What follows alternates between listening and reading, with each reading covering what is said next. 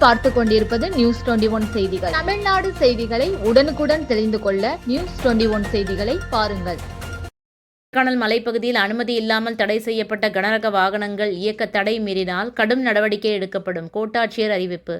திண்டுக்கல் மாவட்டம் கொடைக்கானல் மலைப்பகுதியில் JCB, Hitachi, பாறைகளை துளையிடும் இயந்திரம், போர்வெல் உள்ளிட்ட கனரக வாகனங்கள் இயக்க மாவட்ட நிர்வாகத்தினால் கடந்த 1993ஆம் ஆண்டு மாவட்ட ஆட்சியராக இருந்த வள்ளலார் ஆணையிட்டுள்ளார். இதனைத் தொடர்ந்து மலைப்பகுதியில் கடந்த சில தினங்களாக அரசு அனுமதியின்றி தடை செய்யப்பட்ட கனரக வாகனங்களின் பயன்பாடு அதிகரித்து காணப்படுகிறது.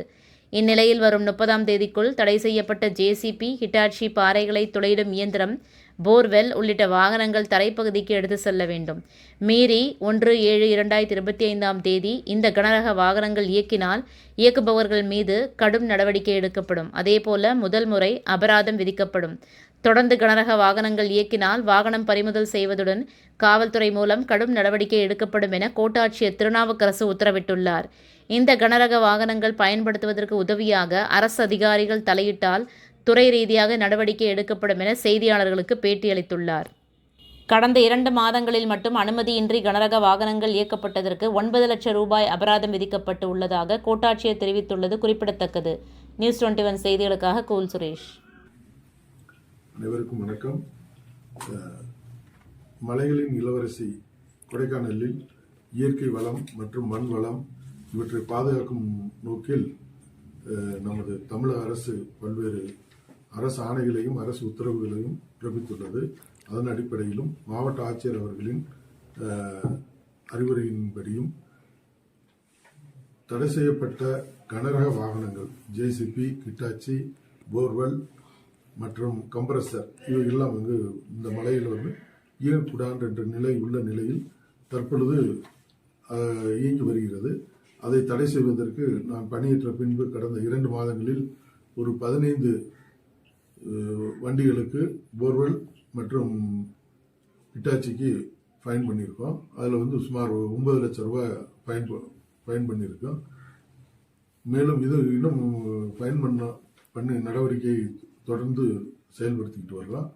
வரும் 1/7/2025 முதல் இங்கு இருக்கும் அனைத்து வாகனங்களும் கீழே இறக்குவதற்கான ஒரு செயல்முறை ஆணை, ஒரு சர்க்குலரை ரெடி பண்ணி வச்சிருக்கோம். அது இன்றைய முதலிலிருந்து அமலுக்கு வருகிறது.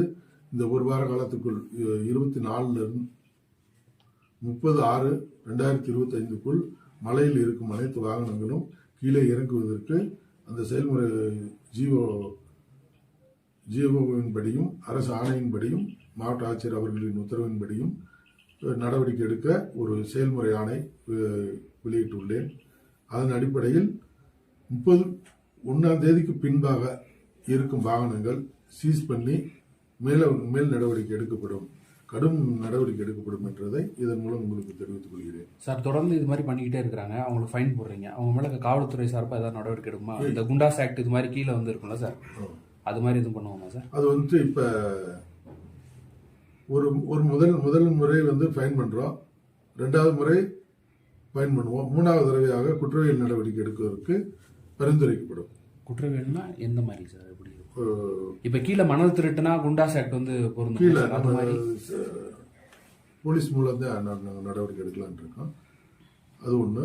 2வது அதுக்கு உடந்தையாக இருக்கும் அலுவலர்கள் யாரும் கண்டறியப்பட்டால் அவர்கள் மீது துறை நடவடிக்கை எடுக்கப்படும்.